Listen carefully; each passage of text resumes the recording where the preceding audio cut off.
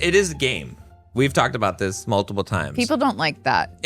But it is supposed to be It's not a game in a bad way, like you're lying to people. No. A dance. A dance is better because there's going to be some chalants and there's going to be some nonchalance. Yeah.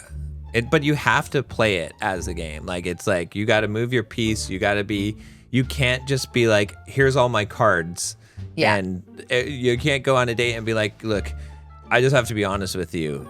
I'm looking for a serious relationship and I'm only dating for marriage right now. Like, you can. So you're my next husband. Right. Beyond the perfect we discover, through our flaws we complete each other. Better than perfect we stay. Through every fault we find our way. All right. Welcome back to the Better Than Perfect podcast, where every week we share with you how two imperfect people helping each other grow equals one better than perfect relationship. That was just a test. I was like, did you do that on purpose? Because it sounded like it could have been on purpose. Yeah. But maybe play subconsciously. With that. So I got your back. And that's what before we started, you're like, are you okay? And I'm like, don't forget your lines. Don't forget your lines. Oh, so well, look, like, yeah, I helped you out. But I got your back. I jinxed myself into it. So that's very true. You overthought it. Well, you got a list for us today? What are we talking about today? We're talking about some new dating terms, and I don't want to say concepts because the concepts probably aren't new, but the terms are new. But what are the cool kids talking about today? What's the lingo? I think we should first talk about terms from 2025, and then we'll talk about terms that they think are going to be applied to 2026. Oh, it's like the terms before they are even trending. Yes. Okay. Yeah, like the projected future. Yeah, it's just as long as 6'7's not on that list, then we're no. Nobody even knows what that means. They 6'7 to me. Well, you're gonna be my my dictionary. Look it up. Yeah. Okay. So what do we got? What's the first one? Let's talk about it. We'll start with 2025. Okay. There was something called Shrek-ing. I don't even know what that. Hold on. What is Shrek-ing? What do you think Shrek-ing is? Or did you look it up already? I didn't look it up. Okay. I think Shrek-ing is where they might not look the best on the outside, but you love them on the inside. It says. Is that what it is? It says it's a recent Gen Z dating trend where someone dates a person they consider less attractive than themselves, hoping they'll be kinder, more appreciative, and treat them better because they're dating down. But it often backfires, leading to heartbreak because the partner treats them poorly anyway. Wow. It's a strategy born from dating fatigue, but experts warn it's toxic, self-protective mindset that ignores genuine compatibility for perceived power dynamic. Oh, so it goes into the power dynamic interesting stuff. That's like very detailed. I didn't know Shrek-ing was so complicated. Yeah, I mean, there's a thing like in date that's existed for a while, it's not like the most best thing. So I'll try to describe it in a way that's not too much for this podcast, but where guys would say that, if you date a girl that, let's say, has a little bit more weight on her, she'll be a little more eager to please because she's a little more rejected. So that has been a thing for. But is that true? It can be true. It can be true, but it's not always. Yeah, it is kind of Shrek-ing, but it's like it can be true. No, it's definitely Shrek-ing. Yeah. Because you're assuming that a woman that's maybe a little bit overweight or has more weight on her is going to do things to keep you no matter what you do because she has more weight on her. That's definitely Shrek-ing. Yeah, that's definitely Shrek-ing. That's true. That's like a woman dating an ugly guy being like, well, I'm hot, and guys only care about hot girls, so I can do whatever I want because I'm hot, and he wants to keep a hot woman. Yeah, I guess it depends. Like, I mean, the way it's been used in the past with guys is on a one-night stand type of situation. So what are you getting besides the sexual part? That's all that matters? That's the part? That's what, I mean, like she's eager to please is what they're saying. So But the concept, I mean, I think there's pros and cons to the concept, right? Of the Shrek-ing concept, because like there's a good side to it, right? Even though which is that Not judging a book by its cover. well, yeah, like if you find someone that, I mean, the power dynamic side of it is not obviously a good idea. But if you're thinking, all right, well, here's this person that maybe is overlooked because they're not conventionally attractive, but you find them to be attractive, even though they're not the most conventionally attractive, or you find something about them that you like, then you might have a better partner because you might have someone who actually appreciates that they have someone that is attractive, who's actually cares about them. And, you know what I'm saying? Like it can be a good thing to, I guess, because like if you look at the opposite of it, right? So some people, right, especially young people today, they're like, oh, I can't date this person because my friends think that he's ugly, or Well, right? we're gonna get to that Yeah.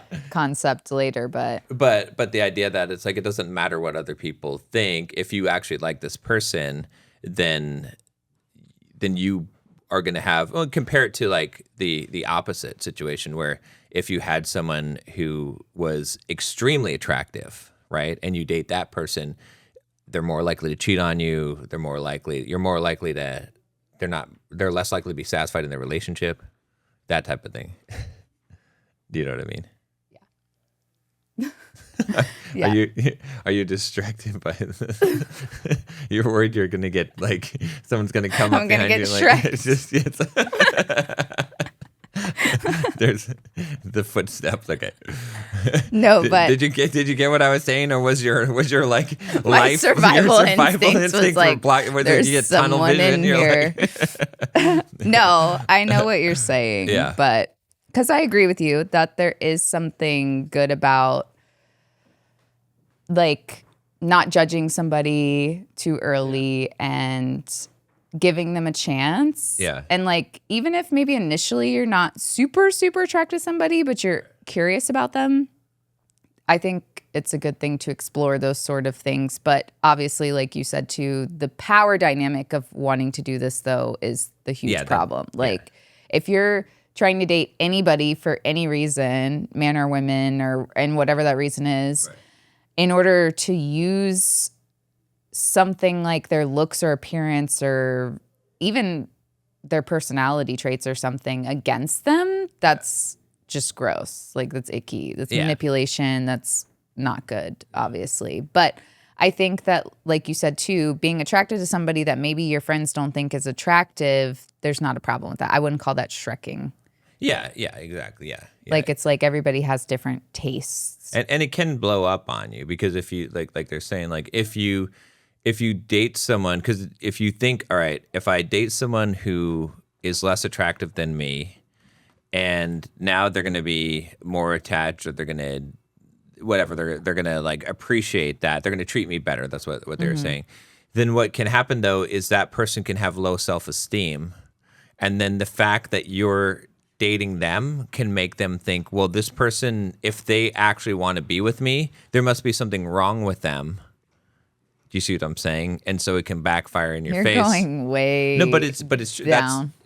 But it's true. That's how. I'm not saying it's not. Right? I'm just saying that's like it could work that way deep down in there. Where you're thinking, oh, well, this person should be like very appreciative that they have someone like me who's so hot compared to them, and then they're like, what is wrong with this person? Like, you know, their self-esteem is not making it, like, because someone that has really low self-esteem will always find a reason why things are wrong or bad, right? You see what I'm saying? So they're not going to view it the same way. They're not going to say, oh, I'm so lucky to be with this hot person that's hotter than me that wants to date me. Instead, they're going to say there must be something wrong with them because there's something wrong with me.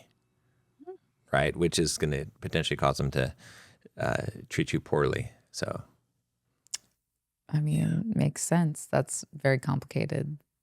So, how would you combat against Shrek-ing? Just tell people not to, like, if you feel like you want to date somebody so that they'll do whatever you want, you need to like stop yourself. Yeah. Well, I mean, but you do have to take that into consideration, right? So, for example, like when Take what into consideration? the difference in attractiveness. Like, so when I'm coaching guys, right? Some guys are like, oh, I want to get the hottest girl, a 10 out of 10, like dolled up, right? High maintenance. Like, sir, you're a 4. Huh? I said, sir, you're a 4. Sure. But let's say that they aim for the stars. I'm like, okay, if you're a 4 and you do somehow bag your 10, right? How is life going to be for you every time you go to outside or to the mall and every guy's looking at her and they're like, who's this Shrek? Why is he with this Shrek? Right? Like how likely like her DMs are going to be filled with, like, it's like, do you want that? You know what I'm saying? Now, look, if you're a confident guy and you can handle that, sure, that's fine. But my point is that like there is a dynamic there to understand that it's better in general to find someone who you like personality wise and who you're attracted to than to find the most hottest person that you can as your criteria, or to try to find someone who's less attractive. Like you to shouldn't make yourself feel better. Exactly. Yeah. You shouldn't try to do either of those things. You should just find who you are compatible with and who you genuinely like. That's the best way. Yeah. The other ways are not smart. If Shrek-ing was not about power and it was about, it doesn't matter what's on the outside, it's what's on the inside, then Shrek-ing would be good. Because that is good. Everyone looks the same in the dark with the lights off. Well, and like looks Yeah. fade. Something could happen to somebody's looks. They could get into an accident. And so like nobody should be basing their lifelong commitments on how somebody looks. Yeah. Well, good or bad. Yeah, and the newness will fade too. Like and even if you thought like you had this perfect Shrek situation, and you're dating down My Shrek. in order to after some period of time, that person that you're dating down to, you're like the new car. You're not the new car anymore. You might be just as good looking, but they're not going to see that they're not going to see the gap as much anymore because they're just used to you because you're in a relationship with them. So you're not going to get that power dynamic that you had before. It's going to fade. So don't think that you're going to build a relationship based on wanting to have the power dynamic. Yeah. We'll see. Here's another tough, complicated. We need to move on because we have so many. But one last thing on the Shrek-ing is that women kind of like, too, when they date a guy and, like, they can help them get hotter. I feel like women don't, like, What is there a movie? discriminate, like, where they're like, oh, you know, this guy's not as attractive. They could be using it for the control thing, like you said, with the Shrek-ing but thing. But they want to also help their guy become hotter. So they'll be like, oh, well, why don't you wear this? Or like, let's maybe get your hair cut this way. I feel like women are more open to that, where guys are not going to be like, I mean, normally they say the wrong things. They're like, maybe you should get a boob job. And it's like, okay, that's like way different than changing your shirt, sir. So it's like, fine. But there's a movie.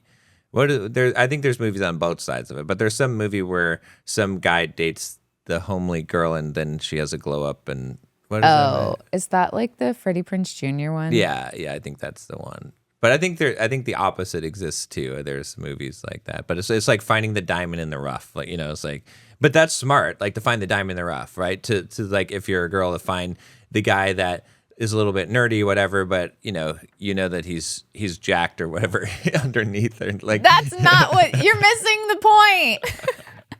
You're missing he just doesn't the know point. how to dress. You're like, really he's well. nerdy, but he's jacked underneath. No, he's nerdy, but he's a good guy. Oh, sorry. And I was she'll help. I was just bringing my childhood into You're like just- my past childhood trauma, my teenage years. Yeah, find the nerdy He's guy. jacked He's deep jacked down. underneath. Yeah. So maybe someday he'll be a podcast host like that. You know. So. With his muscles out. But what I'm saying is to find the diamond, or like to see what other people don't see. Yeah. Yeah, We're like, saying the hey, same this thing, except doesn't you're like, have a see fa- the doesn't muscles have- underneath. Doesn't have a sense of fashion, like. But Right, if he but did, help him out, yeah, like, exactly. you know. Or like needs to get a haircut type of thing. But see, but there's a cycle with women, so they'll date a guy maybe that isn't as conventionally attractive, that they know they can glow up, and then they'll glow them up, and then they'll be like, oh, actually, maybe you should have more brownies. Not true. True. True. It is true. That's only if the guy When women gets are first hot and then dating- he's like, "Oh, I don't want you anymore." The woman that literally built him, Yeah, and then he's she's- like, yeah. "Bye, She's I'm like, gonna go I get want a you to be. supermodel." I want to like project my boyfriend to make him hot, but not too hot. Hold on, buddy. That's because guys get a little crazy when they when they get overinflated ego. So exactly. So, all right, we should probably move on. Yeah, to the we second should. term, but yeah. Okay. So Shrek-ing, thumbs down, thumbs up. Shrek-ing. It's like thumbs down. if it was for the right reasons, Yeah. again about what's on the inside, we're like Shrek said, we're onions. We have layers. If it's about uncovering all the layers of somebody, then yes. I can but imagine based those on what you fights, said, though. no.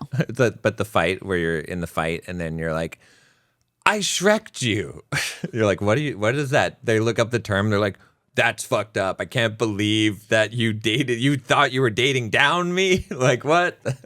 Because it's going to I come don't up in think the fight. anybody Or would like- say that I Shrek'd you. I mean, they're going to like say it. If they think that from the power dynamic and then it turns on them, they're going to definitely call it out and get themselves into trouble. So yeah, don't ever tell someone you Shrek them. So. Okay, the next one for 2025 was monkey barring. Monkey barring. Monkey barring. Okay, monkey branching. Is that the same thing? I don't know. Okay, what do it you just think- said monkey barring. do you know I think what it monkey means? barring is jumping from one person to the next. Okay, monkey branching is that, but let's see what monkey barring is. Monkey barring or monkey branching, a toxic dating trend where someone finds a new romantic partner before ending their current relationship. Mirroring playground monkey bars, where you don't let go of one bar until you grip the next, ensuring there's no single downtime. Oh, Driven by fear of being alone, insecurity, and convenience, often involving emotional cheating and betrayal. Unlike ethical non-monogamy, people who do this avoid the discomfort of being single and often have underlying attachment issues and abandonment wounds. that makes sense because I didn't think about the hanging on to one bar while you're going to the next bar. So that must be what it's about. Like emotionally cheating because you're still in that one relationship before you jump to the next one. Yeah. That's obviously not good. Yeah, that's not good. And also because you should try to have a buffer time in between two relationships to reflect on the previous one, have some personal growth, and make sure you're not rebounding into another one, Right. Because, and also it can cause an issue. Like if you just even have that idea, that path open to you, then it's emotional, allowing emotional cheating, which may cause you to basically break up with someone or end a relationship that you shouldn't have ended the relationship because you got involved with someone else and now you're like, oh, the grass is greener over here. So you should definitely not have any of your options open. And if you're like, okay, you're in a relationship that you want to end, you shouldn't be like, well, I'll just kind of hang out here until something better comes along. Hang out on the monkey bars. Right. No, I mean, I do think too that it makes sense with the people that do kind of go from relationship to relationship and they don't ever have any downtime Yeah. at all, like even for themselves. I think that does probably cause a lot of problems in the relationships when people jump back to back to back because, again, I've said it on this podcast before, but I think it's important for everyone at least some point in their life to have lived on their own and not been in a relationship, because I do feel like the people that I've known that do jump from relationship to relationship, like they only care about having somebody Yeah. and they don't want to be alone, and that causes them to be with people that maybe aren't the best for them, but they would rather choose not being alone than being with the wrong person. And I think that they have to face that being alone Exactly. Yeah. part of them in order to have the relationship that they want. I feel like they end up in relationship to relationship to relationship because they are lacking that alone time to understand themselves and, like you said, their past relationship experiences. Because if you just jump to something new and you haven't really processed the last thing that you were in, you're probably not going to be applying those lessons that you learned to this new relationship because you didn't even take the time to like absorb what just happened. And so that makes a lot of sense, though, that the people that go from one relationship to the next, especially like they're transitioning while in still the old relationship to the new one, they just have to keep that momentum going, because otherwise they feel like they're going to fall into this pit of despair or something, I guess, because that's why they're afraid of being alone. And the pit of despair is the being alone. Exactly. Yeah. But I think that when you view being alone as so negative that it keeps you from like being in, like you have to be in any sort of type of relationship, it doesn't matter, you just need somebody there, then that's, you have to face that. Like you have to face yourself. Like it's kind of running from yourself. Yeah, exactly. If you think about it. Obviously, we're humans. Nobody wants to like never have anybody. We do value each other as human beings and community and those sort of things. So that is in our natural instinct to want to be with people. So I'm not saying that that's not normal, but when you are monkey barring, that's not normal. Or when you can't be alone at all, that's not normal, because a lot of self-reflection and learning and wisdom comes from those times when you're on your own. And I think, like I've said before too, that if you enjoy your time on your own, then you end up making better decisions when you do look for a partner, because it's a higher level, higher standard that person has to be at, because you're already happy. Yeah, exactly. You're already happy. So they become an asset, like an addition to your life, not the thing that brings you that happiness. You need. Exactly. Yeah. Like, I'm not saying that I don't need you, but you know what I mean? You'd be happy. You could be happy on your own. Right. So like you're happier. Right. So, exactly. As opposed to being in a needy situation where I can't be happy unless I'm with someone. Doesn't matter who they are. Right. Now I'm happy. Right. Or I can be happy now. So yeah, exactly. Yeah, I think there's some intricacies to this as well. So the term, the monkey barring, I think that was the more friendly term from the monkey branching, which was mostly applied to women in the kind of red pill space, because this term has been around for a while. And I think the reason why it's disproportionately applied to women is because it happens more. Women are more likely to monkey bar or monkey branch. And the reason being is two reasons, I would say. One of them is because they just have more of the ability to do it, because when a woman is considering ending a relationship, she's got plenty of guys usually that have already been orbiting her and that she can reach out to. So it just happens quickly. Yeah. So, but also when a man is considering ending a relationship, he cheats physically, whereas women cheat emotionally a lot of times. And so, because they don't necessarily view it as cheating. And so a woman will exit a relationship, right? And then she'll instantly be with another guy. And then sometimes people say, oh, well, she was cheating, or, you know, obviously the monkey branching thing. But it could be that it just so happens that when you're a single lady, it's very easy to find another guy, right? If you want to.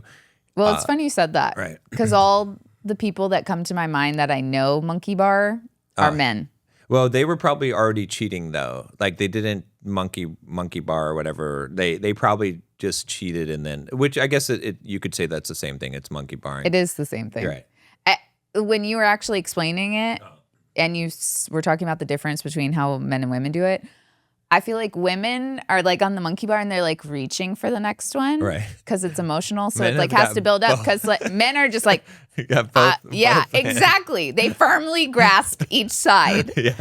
When you're intimate, that is a full hand grip on those monkey bars on both of them. That's true. So that's true. Yeah. Yeah, you're saying this, but like the people that came to mind talking about this that I know are men. Yeah, but like I'm not saying women don't at all. Yeah, but the actual examples of this that I know in my real life are men doing this. Because men are more likely to physically cheat, right? But the thing is that I think is important to understand is that women have to understand that emotionally cheating is still cheating.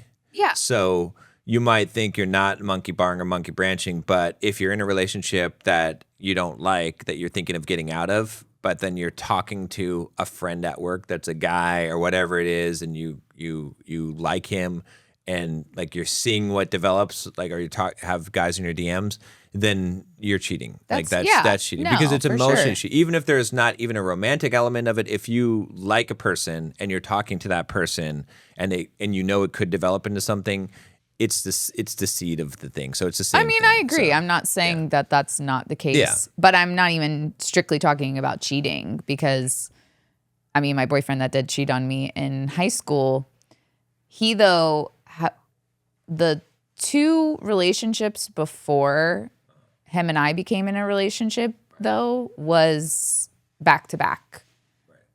And even then he cheated on me and then he got in another relationship immediately and then ended up marrying that person. So it's like his whole relationship history was back to back to back. Yeah.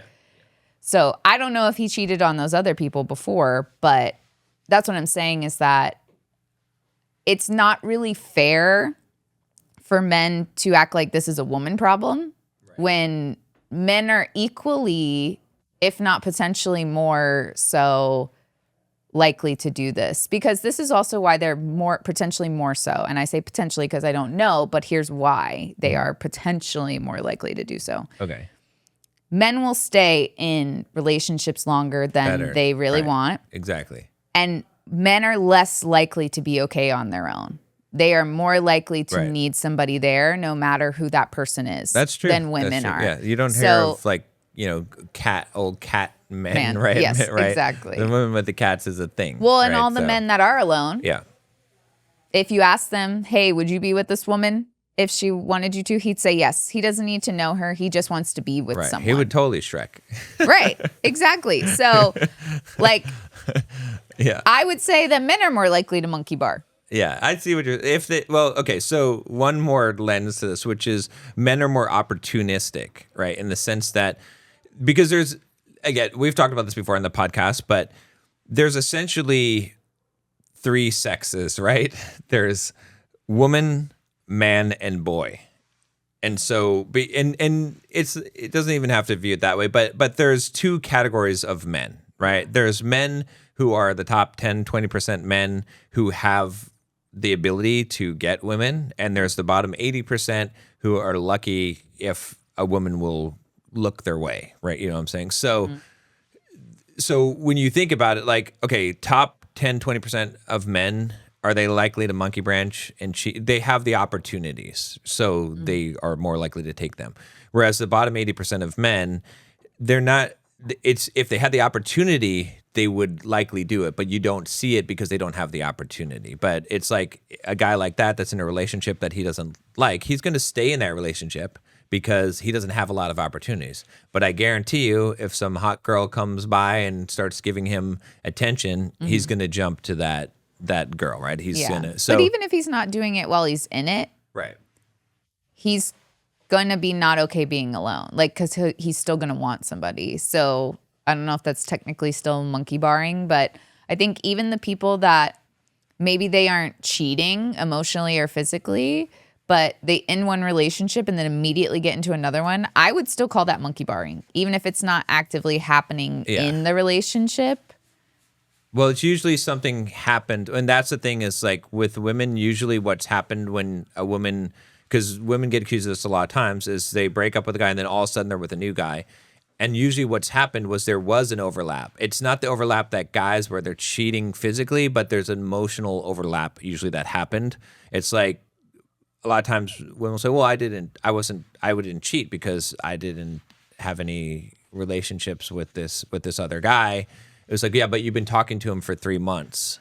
So that was cheating. Like it's an emotional cheating. So that's what happens in many cases. But I think also the other thing to think about as to why women get accused of it more is that, like I said, it's just an opportunity thing. The top 20% of guys, they're going to be able to monkey bar as much as they want. Women in general can do it because they always have at least some guy that they could date, you know, at any time. It's very rare for a woman to not have options. Yeah. But I think that men might be more likely to do it. If they have the opportunity. I think if they have the opportunity. And like you said, I think the loneliness thing of men are less likely to be okay with being alone. Yeah. Right. You know, especially if they've been in a relationship. Yeah. So, okay. I think we monkey barred, beat that. barring, done. Is this Shalant's? You wrote it down. I know. Oh, like nonchalance? That's what I'm Like nonchalant. So chalant. like. Is that how you would? Let's. That's what they Okay. said, but is that how you were? I think so. Shalant's. Yeah. Let's see what is. Is that just like caring? Chalance. I don't know if That's what I would guess. That would be my guess. Is like nonchalance is like, yeah, I don't care. Chalance is caring.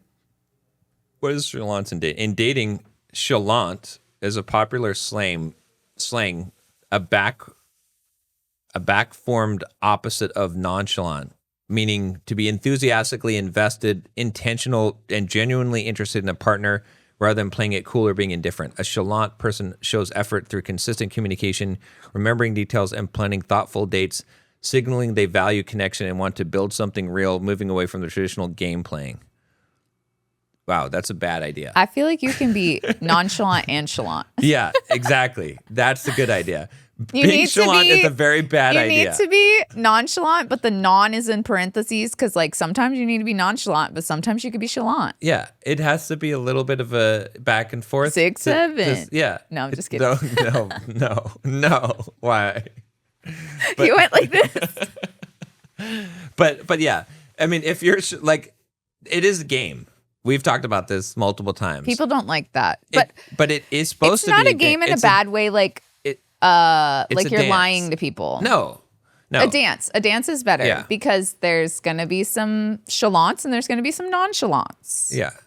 But you have to play it as a game. Like, it's like, you got to move your piece. You can't just be like, here's all my cards. Yeah. And you can't go on a date and be like, look, I just have to be honest with you.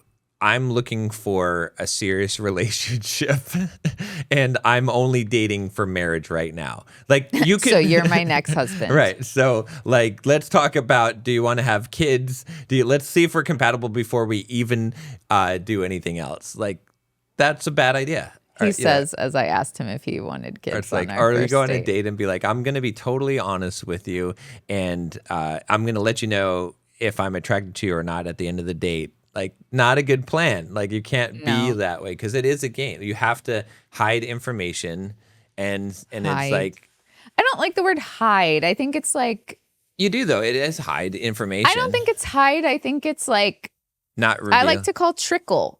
Trickle. Yeah, You okay. have the information. It's not like you're withholding it, but you're like trickling it in because you don't even know if that person deserves to know if you want to have kids or not. Because, like you said, you have to see if you even like this person first. Well, here, let me give you an analogy because I'm good at that. Okay.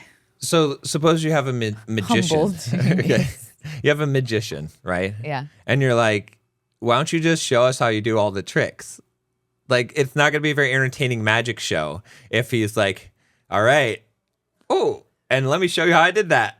See, I Yeah. hid this behind my hand. And that's like, there has to be the element of magic there, right? So you can't, a magician has to he's not holding back information because he's trying to deceive you and trick you, Right. because he's doing it for your own entertainment, because you're not going to sit in that seat and watch the show and have a good time if he just shows you how all the tricks are made or how all the tricks happen, right? So it's the same thing, is you're keeping the interest by not giving too much away too fast, so that over time you can actually be in proximity long enough, you have enough interest to see if you actually like each other, and then you start revealing more of the information. Yeah, right? I agree. And at the same time, though, you can show chalants by having conversations with the person that you're on a date with and mentioning something that they talked about or that you noticed on their dating profile or that they're wearing, or I don't know, something that they brought up. That shows chalants while being nonchalant, if that makes sense. Right.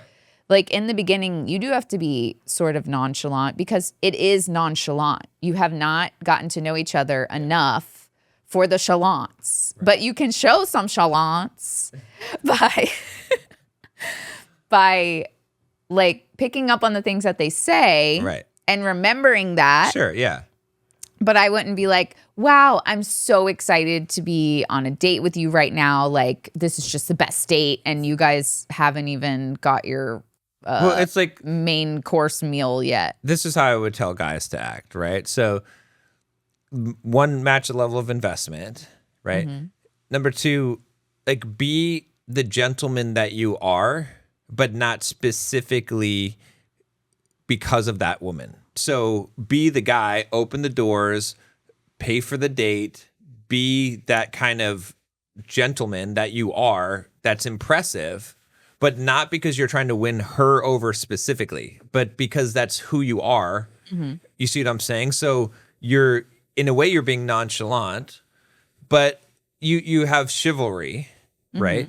And it's just who you are. It's just your character traits, Right. which is impressive, as opposed to the opposite of that, which is you show up at the girl's house with flowers and you're trying to impress her. You're trying to show her how over the top you're going to, because she's your fair maiden, princess that you don't even know her. You see what I'm saying? It's like, if you're just a guy who is a guy who's a gentleman who takes care of the check, who acts, pulls out the chair, opens the doors, does those type of things, treats her, respectfully, like that just says who you are. And it's not being like nonchalant where you're like, I don't even care. Right. It's like, I'm a person who cares, but that's just how I am to everyone. And then if you're that special woman, then you get even more, like you'll get this treatment all the time, and you'll be and you get more than that. You see what I'm saying? It's like, that's the way I don't think your chalance or nonchalance should be based on anybody. Well, it's like I'm not saying this, like it shouldn't be based on anybody. Your nonchalance should not be based on per person. It should be based on, this is the first date, I'm not going to tell all this information. Or like, I don't really know this person to an extent to tell them this stuff yet. Like, it should not be based on that person specifically. It should be based on where you're at in the dating process. Well, which is the investment level, right? Because because things can go fast, but that means that in order for things to go fast, it has to be like this. This is the level of investment of both people, right?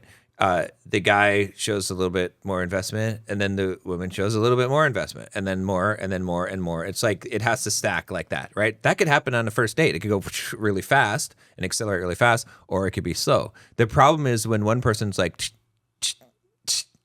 you see what I'm saying? Then it's like, okay, now the thing is going to crash down, right? But it can stack very quickly. So that's why it's like some people can hit it off and know their soulmates on their first or second date, but it's both people. You have to gauge it. Both people are putting higher levels of investments, not one person just putting a high level of investment. Right. So. Makes sense. All right. Any other chalants you want to talk about? I like chalants. I like it.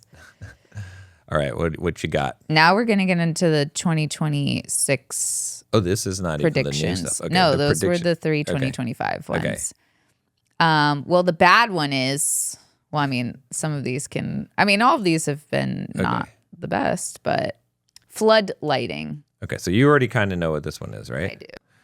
Let me look it up though. Floodlighting. But again, it's like good and bad. It's like taking a good thing and making it bad. Hold on. Oh shoot, it's going AI on me. All right.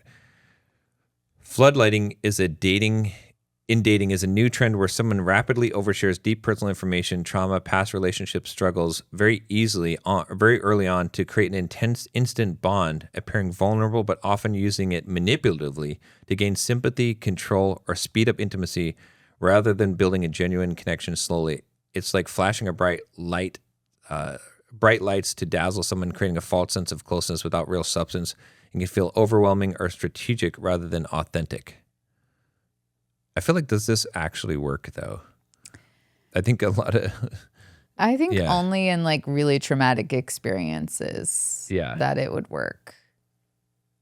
Because there's not anything wrong with being vulnerable and talking about those things. Obviously too early on, again, like we just said with the chalants, you don't want to go on your first date and be like, both my parents died of cancer and I'm all alone. You know what I mean? Like in the world. I suppose. Yeah. Like, even if that is your story, you don't want to just be telling that to somebody that you may or may not ever see again. Right. And so they're saying, like, if someone's telling you that and then you guys, and then maybe the other person's like, oh, I lost one of my parents too. I couldn't imagine what you're going through. And then like now you're kind of trauma bonded. And then that first person will be like, you know, using that as a way to keep the person there. Like, if I don't have you, who do I have? You know what I mean? Like, that's the only way I can see it, is like manipulating in that way. Yeah, it's complicated because I feel like it wouldn't work for most guys if they come to a date and they're like, I lost both of my parents, and like women would be like, okay, right. Whereas I think if a woman came and said that, I think she could very easily manipulate a man. I think you're wrong. Okay, how so? Because like, I think you're kind of going under the guise of like women don't care. Like, if that woman is interested in that guy enough to go on a date with him and then she finds out he's all alone, like, women care more than men do, actually. Like, we watch movies and I'm like, the fake avatar creature that isn't even real and it's totally CGI is dead, and that's so sad. Like, a woman's gonna be like, oh, that's horrible. Like, I want to be there for them. Like, but doesn't it come across as weak and pathetic? No, because they can't control that. No, but they've revealed that information very early on. So. No, I don't think that women view it that way. Men would. Yeah. Women don't. Women view it as vulnerable and like open.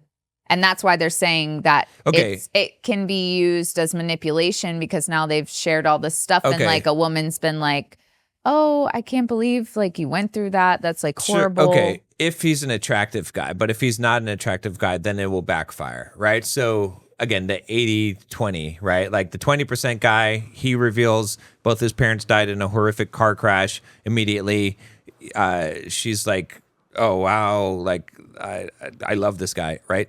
The bottom 80% guy that she gave a shot, not sure about this guy, and then he reveals that right away. Now he's creepy. I don't think that's... Or like, not necessarily creepy, but like, oh, I feel sorry. I feel pity for this guy. I don't think that's true.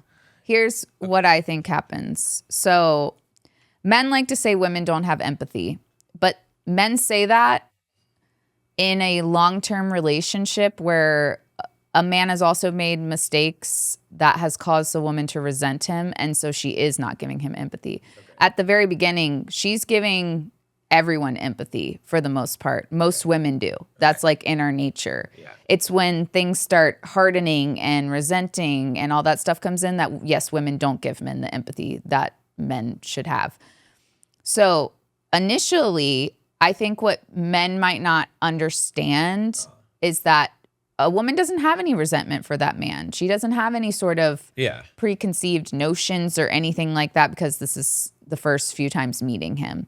So when he opens up about something like both of his parents died and he doesn't have anybody, they're not viewing it as weak or bad. They're viewing it as if they heard a story of someone else they don't know who went through something horrible, and they're going to be like, oh my God, that's horrible. But does that really increase the chances of the guy that's in the bottom tier of men getting a second date, or like that woman liking him? I feel like it does if he does it in a way that's not like, oh, feel bad for me, but is actually like talking about his experience. Like maybe they were like, well, what are you doing for the holidays? And he's like, well, you know, I don't really have plans anymore. Both my parents passed away from cancer, and so it's really just me now. Like the way he goes about it. So whether she's going to be like, oh my God, he has nowhere to go on Christmas. Like that's going to be most women's normal response with a guy that she just met. So it's a matter of whether it's vulnerability or weakness, right? Yes. Because like the true vulnerability comes from a place of confidence, right? Where it's like you're sharing something about yourself. A hard thing. Whereas the weakness is, woe is me, pity me, right? Yeah, but most guys aren't putting it that way, because they also don't want to appear weak. Because I'm just thinking, like, if I'm giving a guy dating advice, right? He's going on a date with the girl. I would never ever tell him to tell some sad sob story that would make her like, or to be super vulnerable in that way, like on the first date. Like that's not going to get you laid. It's not going to get you a second date. That's not the plan. Like if she was really romantically interested in you and you're flirting with her and things are going well. And then, yeah, if you wanted to strategically manipulate the situation by expressing some kind of deep vulnerability of something that happened in your past or whatever, or a past relationship or trauma, and then she like now is even more bonded to you, sure, that would work. It wouldn't be it would be a manipulative tactic, but you would have to have already established a flirtatious like attraction level in order for that vulnerability to be meaningful. But if you just led with that, I would think that that's a fast track to getting ghosted. You see what I'm saying? Yeah, I think that like there are different aspects to this, because I think that a majority of men actually, if a woman did that, would not go. Oh, you think they with a woman that said something? Like if a woman floodlighted, I think most men actually would not date that woman again, especially because the 80% you're talking about also probably watch a lot of red pill stuff and things like that, and they would assume that something's wrong with her and that she has problems. But I think that a woman initially would give men more of a chance if he said something like that. Like, I'm not saying that women can't floodlight and that it's just men, but I think, like I said, women by nature are empathetic, no matter what guys like to say. Yeah. Like I explained why they seem not as empathetic later on, but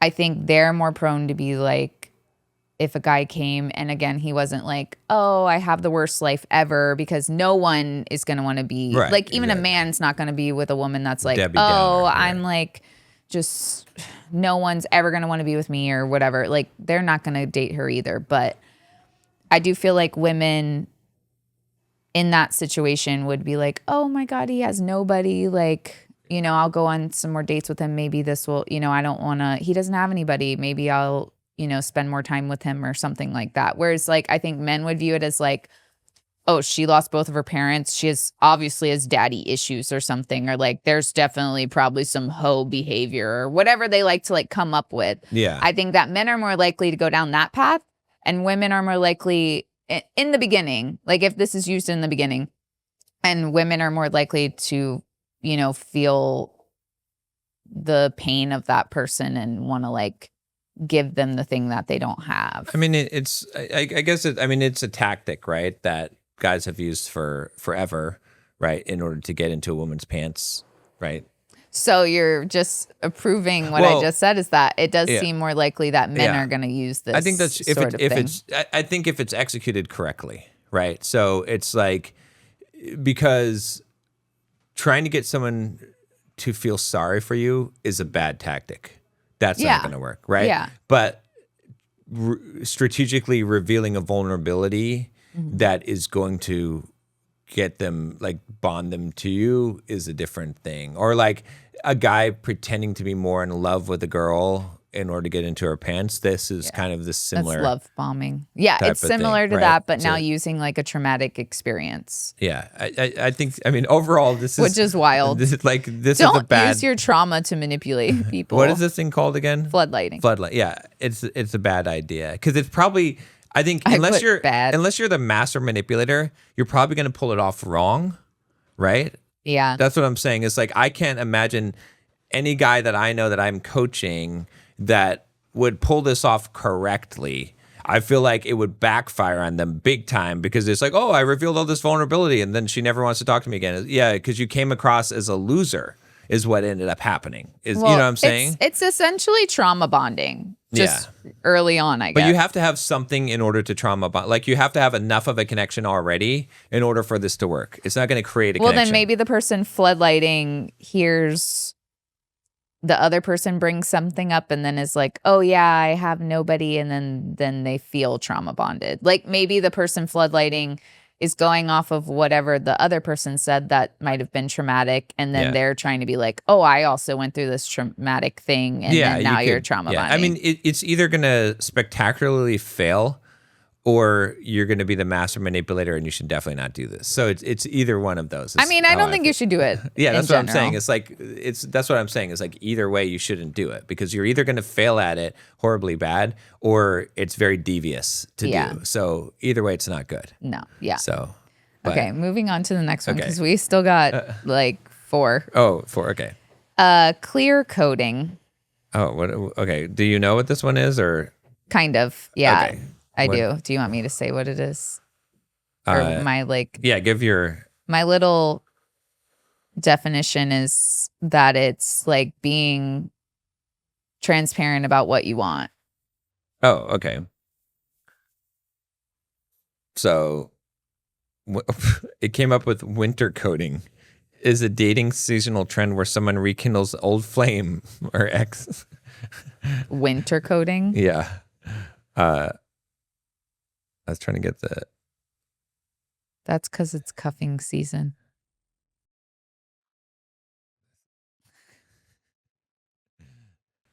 Okay. This is a challenging episode. But the viewers won't know that we have a tremendous amount of noise above us and around. It's like people sneezing. All right. In relationships, the term clear coding is not a standard psychological term, but appears to be a metaphor for transparency and clearing resentments. It suggests removing obstacles to authentic connection and ensuring no underlying issues accumulate or remain hidden. Transparency and honesty, vulnerability, conflict resolution, clear communication, authenticity. Okay, so I think that's... So it's just being transparent? It seems like that's just to... Yeah, I don't know. I can't find unless I'm spelling it wrong, clear coding. Clear-coding. Let's put the dash in there and see if that comes up with some kind of article or something. But, I mean, is there a deeper definition of it that you have besides being honest and transparent? That's... So I guess it's like what you want, like yeah, being like, I'm looking for a relationship, I think would be clear coding. But you do need some parentheses, non-parentheses chalants. I can't even find this term anywhere, but I mean, because it's probably because we're not in 2026. So maybe. Yeah. But yeah, I think it's just being transparent. But I think that, like you said, with the like chalants, nonchalance, is that I feel like you can be honest and transparent, but you also don't want a floodlight. So it's like, you have to read the room. And the room of any date is not tell your life story. Well, okay. Let me put it this. Let me say this though, because I just thought about this, which relates to the other thing too.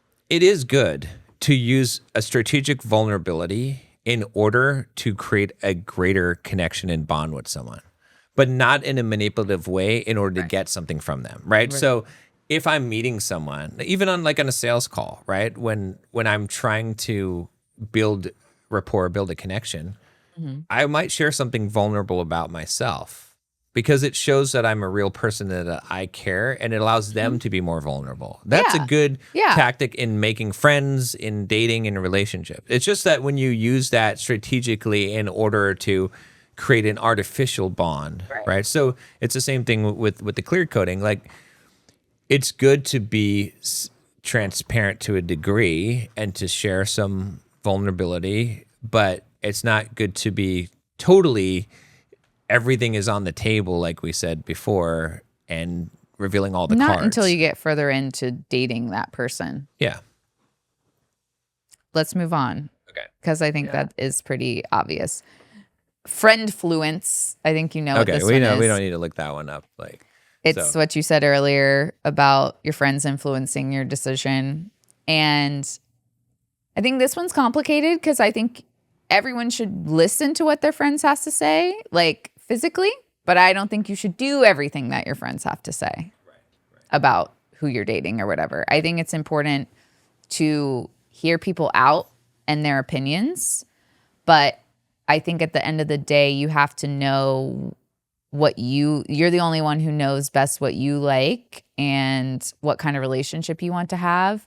like, obviously, if your friend is like, hey, I saw the guy you're dating with some other, you should listen to what they have to say. But if they're He like, was Shrek-ing. I don't know, he just seems like something's off. Like, maybe that is true, but you can still make the choice whether you also feel like something's off or whether you still want to date that person. And friends will mess up your relationships, not necessarily even intentionally, but because psychologically, subconsciously, everyone knows that when you start dating someone, they're going to see less of you, and you're going to start to move your loyalties in the direction of your romantic interest instead of your friend interest, because that's happens. True. And that's supposed to happen. That's a natural progression. And at the point that when you're in a relationship with someone, especially when you're married, then anyone who interferes with that, friends or otherwise, is going to get excommunicado out of your life.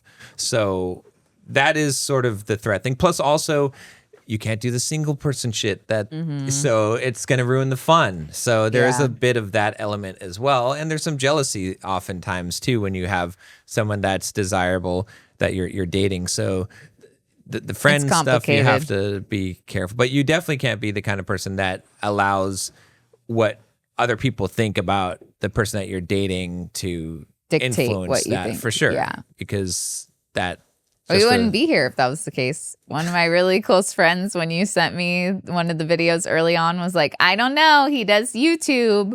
Yeah. And I was like, I think he's a good person. I'm going to stick with it. Yeah. And I sent one of my friends 4 pictures of girls and be like, which one of them should I and he did not pick Tinder me, up with? So not Tinder up with. I'm trying to make it family friendly on the podcast, but he picked the wrong one, and I was like, "Are you crazy?" So, but I definitely didn't listen to him. So, well, you didn't Tinder up. That's right. All right, but yeah, so it's a delicate balance. I agree. I think that, but if you value your friends, like even when my friend was like, "I don't know, he does YouTube," I'm like, I hear what you're saying, but I was the one that went on 2 dates with you prior to that, or 3 dates. Yeah. I know you better than they do. Right. You know what I mean? And that was early on. Yeah. There was some of her instincts were correct though. Like, do you want me here or not? What do you want? I'm just saying she knew there was something weird about me, which turned out to be true. My Delulu was, but I love him. But you did love me and I did love you. So there you go. So, but what I'm trying to say though is that even though, yes, maybe she was right and I didn't see the things. Yeah. But if I'd listened to her, we wouldn't be here. Exactly. Yeah. Yeah. So I had to listen to my own instinct. And I guess that's the thing, is like, you need to trust your own instinct on a lot of, especially like romantic relationships. Like, obviously, if you're in like an abusive relationship and your friends are like, he literally treats you like crap or whatever, like that's different. But just being like, oh, I don't know, things seem a little fishy, like. Yeah. Or making fun of like their physical appearance or something like that. Because that happens, right? Where you're bullied out of dating or like, someone. You could do so much better. He's ugly or whatever. Or like, she's ugly. Got a lazy eye or cross-eyed or whatever. It's like, I like lazy eyes. Yeah. That's what I'm looking for in a man. But I think it's more the younger you are, the more susceptible you are to this, right? The influence of like, someone's making fun of your dating prospect, and then you're like, okay, well, I don't like them because other people are making fun of them. Yeah. Yeah. So.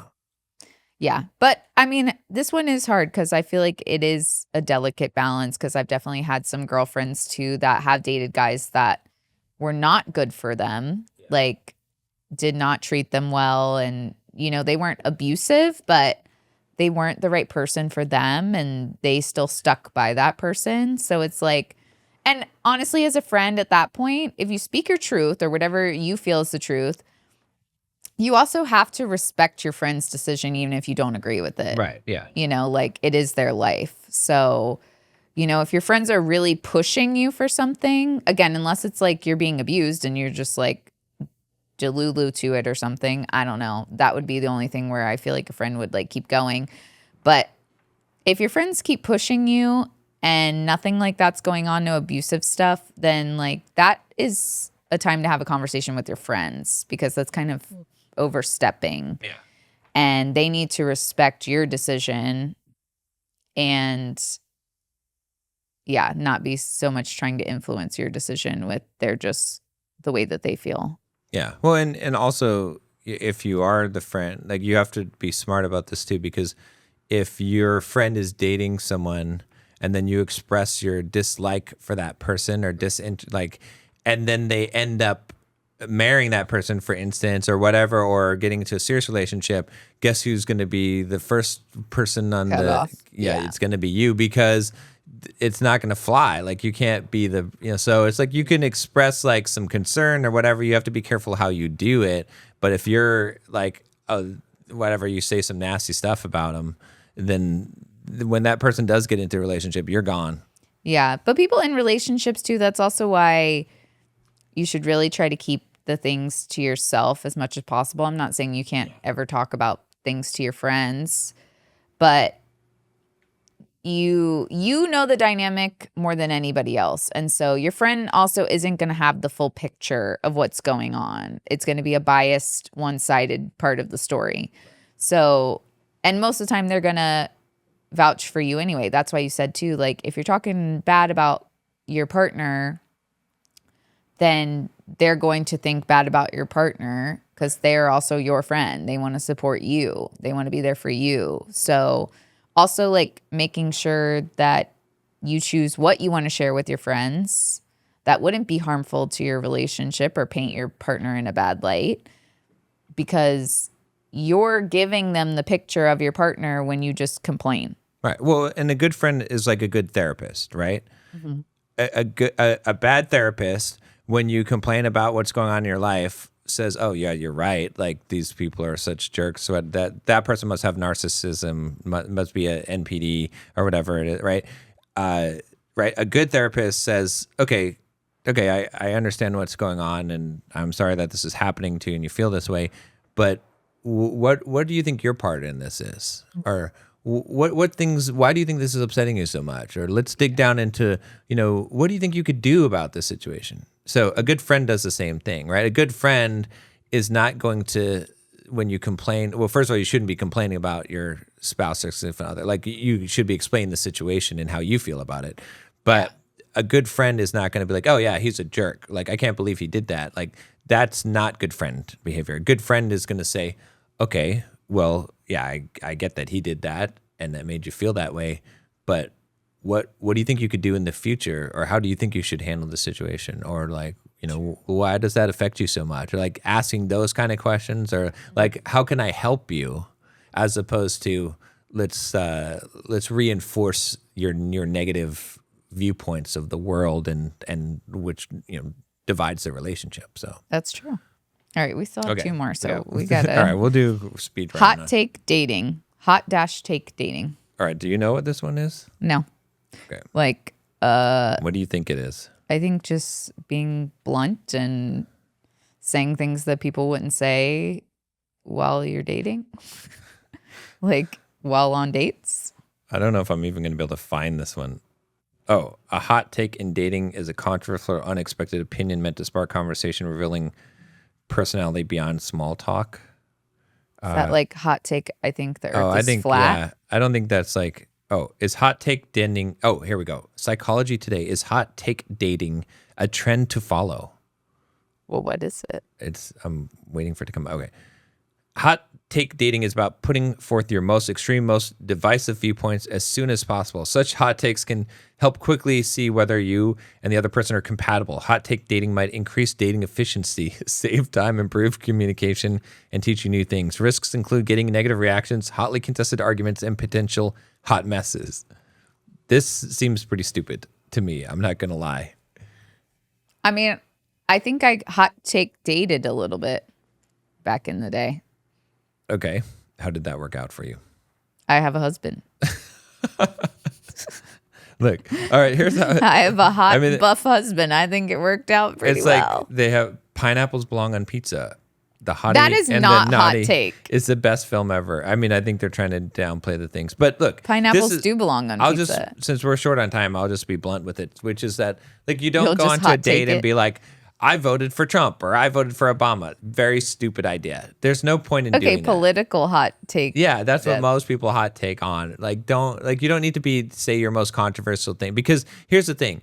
If you're truly compatible, those things are, even the things that you have hot takes on, they're not going to matter. And plus all the stuff that you normally have, that you probably have a hot take on, it's just because you're an idiot. Like, but it matters. If you're holding to strongly polarizing views on subjects, you're an idiot. Like, don't tell people on the date that you're an idiot.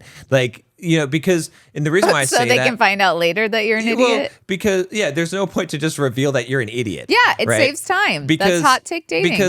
Because intelligent people don't They're have not a whole close-minded. They don't have a whole bunch of hot takes. They might have views, but they're open. Like, so the thing is, like, you just dump, oh, I believe this, whatever it is, your religious or your political view on someone.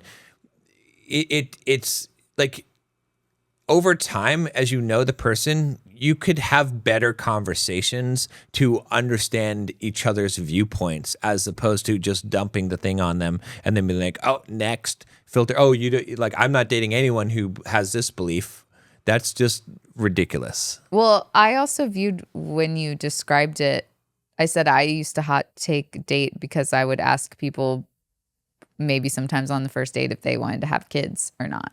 And if they said no, then I would not date them anymore. Okay. So you're saying, like, just blurting things out is hot take dating. I'm saying asking a question that would determine whether still dating that person early on. I would ask that question. And people would say that that's a hot take, that asking about kids early on is a hot take. We've talked about this one, though, before, because I think that, that makes sense logically to ask that question. That's a very filtering question. However, I think that it's a more complex issue, because if you ask me, would I like to have kids? The guy might have a kid already that you don't know about. Okay, all right, yeah. But if you ask me, would I want to have kids? Yeah. It depends on who I'm with. Which I would. It depends on the strength of the relationship. It depends on. But that's an acceptable answer. Yeah, but most people don't have the self. What's the word? Awareness. Well, then they're not for me. To know that's how I was. that is true, because some people would say, like, you could talk to a woman and she'd be like, I'm not interested in having kids. But okay, two factors can happen. One, the biological clock can starts to tick when she gets into her 30s, and number two, she might date a guy that she actually wants to have kids with, right? So that can change, or someone might say, oh, I absolutely do want to have kids. Well, what is the temperature of the relationship? Would you want to have kids with a person who you don't have a good relationship with? In that case, I'm totally fine with any of those answers. Yeah. But normally people that say no, I'm also not going to convince them, and I'm not going to want to stick around and see if I can convince them. I think, though, asking that question because someone could say no, but that might not actually be the case. I would say date them for some period of time and then see where they're at on it. And if they're saying, if you're going to get into a much more serious situation, and they're like, absolutely, I'm not having kids, mm-hmm. then you're like, okay, well, then you break it off before it's gotten too serious. But I would say leading out of the gate with that is not, like, it's going to filter out some choices that could be good. Nobody should do it unless they have the level of chalance and nonchalance that I had, because it is, like you said, a delicate thing. But also, if someone's telling me no right away, like I said, I would accept that answer, and I'm not, like, then it's not for me if you don't even know that you can explain it in a more in-depth way. I would actually prefer a more in-depth answer than yes or no to that question. So, but on the hot take dating, going kind of back a little bit because we tangented it a little bit, but I agree with you that I don't think you have to say all your hot takes outright. And I don't think that you should become uninterested in somebody for their hot takes unless it's obviously like a very, very, very concerning hot take. Right. Because I feel like hot take dating feeds into you're either with us or against us. Right. And then if you're looking for somebody that agrees with every hot take that you have, like, that's very unrealistic and also very closed-minded. Right. And so it's giving fixed mindset instead of growth mindset. Like you said, if you're like throwing out all these hot takes and seeing if someone just agrees with you, because I think people confuse being totally alike with being compatible. And that's not what it is. Like, yes, on like moral things, morals, not hot takes, you should be aligned with like morally how you live your life and things like that. Those should be more aligned. But random opinions and decisions on certain things that may or may not change, I would not base my whole relationship off of hot takes. Well, what's the purpose of relationship? Love. Well, no. What else? Connection. Like, what does it do for you? Like, why get in a relationship? I mean, it's like having someone there for you all the time. Growth. And growth. growth. But growth. So like what you're saying. There's so many purposes. But I'm saying like this, the mirroring of the things to grow and heal from. You need a relationship in order to grow. You're not going to grow, right? And so the whole thing is that if you're filtering people based off of your hot takes, right, then that's not a growing. You're actually making it so you can't grow, right? Because you're not going to grow with people that are completely 100% in agreement with you and compatible with you 100%. You're going to grow where there's some difficulty, and it's not a perfect match in that respect, right? Yeah. So the growth comes from that the struggle. Just like, that's why our podcast is what it's called, right? That's true. Yeah. Okay, last one. All right, last one. Emotional vibe coding. Oh, God. I don't even know where to start with this one. Do you? Emotional vibe coding. I mean, I talking about your emotions. Emotional vibe coding blends AI-driven development with human intuition, focusing on the feeling and experience of software, not just function, using prompts to shape AI outputs. This is in dating? Mood, tone, and user-centric. Did you put dating? I mean, I put emotional vibe coding. No, I think you need to put dating, because that's like care about the AI's emotions, which AI does not have emotions. It's saying to manipulate the AI to give you the emotional response that you want. Okay. Emotional vibe coding in dating is a 2026 trend. I don't know how that's possible because we're not, okay. They're predicting. Where daters ditch game playing for authentic, clear, and emotionally honest interactions, seeking partners who are emotionally available and drama-free, valuing empathy and straightforwardness over cryptic messages or over analyzing, often with low-pressure dates. It's about being real with your intentions, communicating feelings openly, and finding a genuine connection, influenced by a fatigue with situationships and a desire for deeper compatibility. Okay, here's the thing. I really hate calling dating a game or like it's a game, like we talked about earlier in this episode. But I think people misconstrue the game part because they think that it means it's inauthentic. Right. And maybe we need to do a whole nother episode on like how dating is a game and really explain it. Because I think if you really understand it the way that you and I do, it's not a game that means that you're just lying and withholding information and manipulating people. That's not what it is. It's not Risk. You haven't played Risk. No, but it's not a game in that way. Right. It is a game in the sense of like you have to be strategic about what you're doing authentically. Right. Like it's never about being inauthentic. It's about being authentic, but not telling somebody your whole life story when you haven't even realized if you like them or not. Well, look, okay, here, analogy, right, to the game. If you play a game that has hidden information, let's say Clue. Clue is a very basic game, okay? The game will not be fun if you show everyone what your cards are in Clue. It won't be fun. It will be very authentic and transparent, right? But no one is going to want to play that game because it's just not going to be fun. So in Clue, when you don't show people what you have in what your cards are or whatever, the hidden information, it's not mean.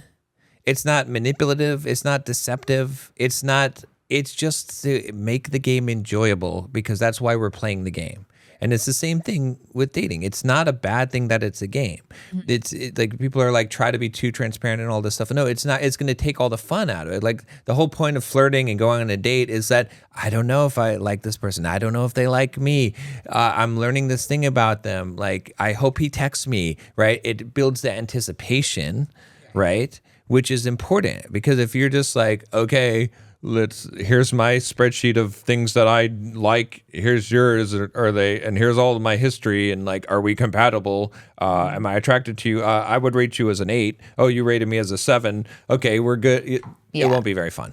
So yeah, and I do think dating should be fun, but I also think too that like viewing the game part of it in the way that a lot of people do is just, I don't know how to describe it. Like, they're so worried about it being a game and that it being inauthentic that they're, like you said, showing all their cards, and they think like this is the way to be. But it's too much too soon for majority of people to just straight up like be like, okay, I'm ready for a relationship. What do you want? Like interview style. That's not what people actually want either. So that's why we're trying to explain that it's a game in the sense of you're having fun with it. You're not lying to people, but you're not telling your whole life story on the first date. You're actually getting to know each other. You're taking it step by step. You don't play a game like you said and you're like, show all your cards and like, boom, done. You don't play Mario and you go straight to Bowser's Castle. No, you have to go through all these things first. Like It is a game in the sense of like, you're not just at the finish line. Right. That's what builds investment. And that's a good way of looking at it, because like even in a game of Clue, when you start the game, there's no investment. Right. It's just, it doesn't matter. Like if you started the game of Clue and then everyone was like, actually we don't want to play. You'd be like, okay, well, it's not a big deal, right? But if you're like halfway through the game and then someone's like, I don't really want to play anymore. You're like, no. We want to play it out, like, because you're invested in it. Right. And so you got to create an investment. Right. Exactly. So we'll have to do a full episode on that. I think on the game. We could have a full conversation about that, but we've gone over this one. So yeah. But that's your dating terms and information for wrapping up 2025 and for 2026. Yeah. Now you can be hip with all the lingo. Yeah. All right. I think we should just wrap this one because we're over time, and then we'll hit our end segment on the next one. So, all right, guys, if you have a question for us and we haven't answered it already, or whatever, you can email us at betterthanperfectpodcast@gmail.com or visit our website at betterthanperfectpod.com, and we'll see you next week.